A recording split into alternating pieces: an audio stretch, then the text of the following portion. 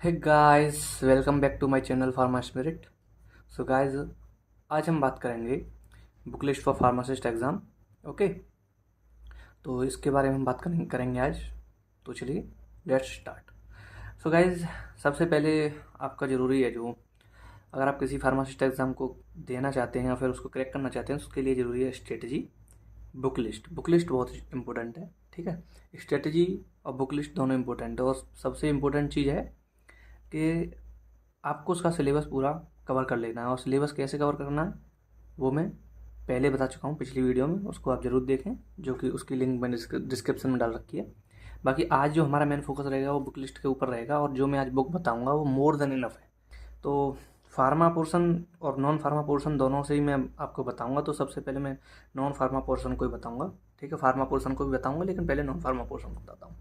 So guys, general knowledge में जो आप बुक यूज करेंगे वो ल्यूसेंट यूज करेंगे। ठीक है, ल्यूसेंट की बुक मोर देन इनफ है, इससे बाहर कुछ नहीं आता।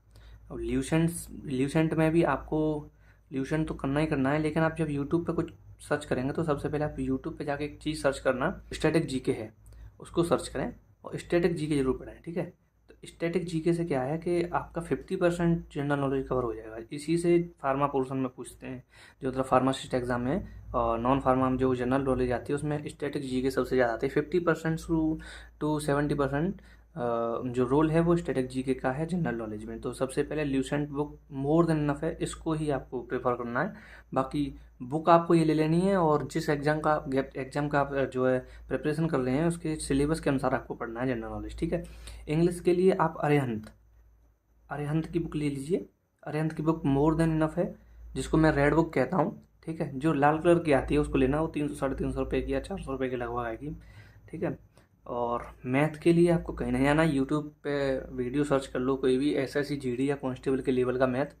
ठीक है, वहाँ से कर लो, मोर देन इनफ है वहाँ से। उससे हैवी क्वेश्चन नहीं आते। अगर आप रेलवे फॉर्मेलिटी तैयार कर रहे हैं तो आप ऐसा करिए, यूट्यूब पर सर्च करिए math for railway group D या एनटीपीसी, इन दोनों के लिए कोई सा एनटीपीसी आप करेंगे तो अच्छा रहेगा आपके लिए। ठीक है, वहाँ पे बहुत सारी प्लेलिस्ट मिल जाएंगी, किसी भी एक प्लेलिस्ट को आप फॉलो कर लेना, मैथ आप क्लियर हो जाएगा। ठीक है, नेक्स्ट आती है रीजनिंग की बात, तो ये यूट्यूब से पढ़ना है।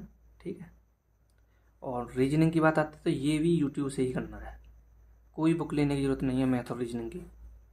ठीक है, बात बाकी मैथ और रीजनिंग की आपको बुक लेनी है तो आपके आसपास में बहुत सारे लोग होंगे जो कॉम्पिटिशन की तैयारी कर रहे होंगे, उनसे आप एसएससी जीडी या किसी कांस्टेबल की बुक ले लेना। यूपी पुलिस कांस्टेबल का भी पेपर गया है निकल के, तो उसकी बुक भी लोगों के पास होंगी, आप वो भी प्रेफर कर सकते हैं। या अदर जो भी आप बुक हो, नॉर्मली जीडी की बुक तो सबके पास मिलती है, एसएससी जीडी की, आप उसको प्रेफर कर सकते हैं। ठीक है, तो ये आगे आगे आपका नॉन फार्मा पोर्शन। और नॉन फार्मा पोर्शन पढ़ना इसलिए ज़रूरी है कि बहुत सारे जो पेपर हैं उसमें 50% नॉन फार्मा पोर्शन से आता है और 30% आता है। ठीक है, 30% भी आता है कई एग्जाम्स में, कई एग्जाम 50% आता है, जैसे कि रेलवे फार्मासिस्ट में हुआ उसमें 30% आता है, और अदर फार्मासिस्ट में हुआ उसमें 50% आता है। तो आप देखिए, नॉन फार्मा पोर्शन आपका पढ़ना बहुत ही ज़्यादा ज़रूरी है। ठीक है, अब आ जाते हैं हम फार्मा पोर्शन की तरफ। तो आपको फार्माकोलॉजी जो मोस्ट इम्पोर्टेंट सब्जेक्ट है, ये इतना इम्पोर्टेंट सब्जेक्ट है कि इसको तो पढ़ना बहुत ही ज़रूरी है। फार्माकोलॉजी के साथ आप एच को जरूर जोड़ लेना। ठीक है, तो एच को आपको अगर पढ़ना है उसके लिए बुक मैं बता दे रहा हूँ, डी फार्मा की कोई भी एच की बुक ले लेना और पढ़ लेना। अगर आपने डी फार्मा फर्स्ट ईयर में नोट्स बनाए तो वो मोर देन इनफ। ठीक है, बाकी फार्माकोलॉजी के लिए मैं बताऊंगा आपको के डी त्रिपाठी ले लेना है। ठीक है,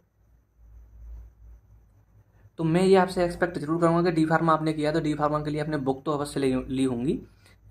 तो आप एक काम कर सकते हैं कि फार्माकोलॉजी की जो सेकंड ईयर की बुक है वहाँ से आप थ्योरी पढ़ सकते हैं। और केडी त्रिपाठी जो होती है ना, वो हर किसी के पास नहीं होती, बहुत बड़ी और बहुत मोटी बुक होती है, अच्छे से उसको पढ़ भी नहीं पाते।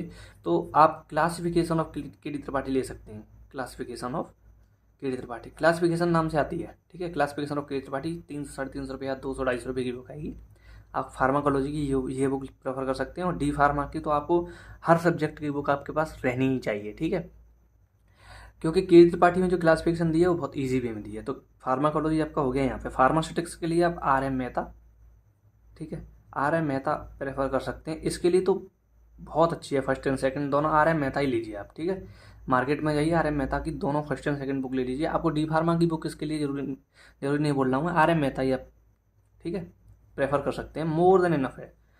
फार्माकोग्नोसी की आप सी के कोकटे ले सकते हैं, कोई बुक लेने की जरूरत नहीं है। सी के कोकटे या सी के कोकाटे, अगर अलग अलग लोग अलग अलग नाम से जानते हैं उनको, मैं तो सी के कोकटे कहता हूँ, तो आप सी के कोकटे की बुक प्रेफर कर सकते हैं। फार्मेसी लॉ एंड एथिक्स के लिए, जिसको हम ज्यूरिस्प्रूडेंस भी कहते हैं, इसके लिए आप एन के जैन ले सकते हैं।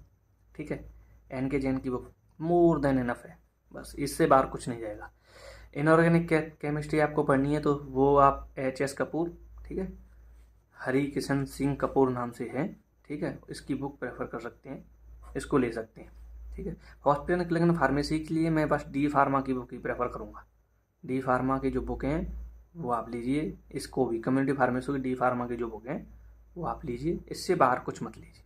ठीक है, इससे बाहर आपको कुछ नहीं लेना, इससे बाहर कुछ करना ही नहीं है, आपको यही करना है। और सबसे जो इम्पोर्टेंट बात है वो ये है कि आपको बिल्कुल भी जो MCQs हैं वो सॉल्व नहीं करने। जब तक आप किसी एक सब्जेक्ट का सिलेबस पूरा ना कंप्लीट कर लें तब तक आपको MCQ करने की कोई ज़रूरत नहीं है। ठीक है, जैसे आपने फार्माकोलॉजी का पूरा सिलेबस खत्म कर लिया तो उसका रिवीजन करिए, रिवीजन करने के बाद आप एक कोई सी बुक मंगा लीजिए जो फार्माकोलॉजी की हो, ठीक है, वहाँ से PYQ कर सकते हैं।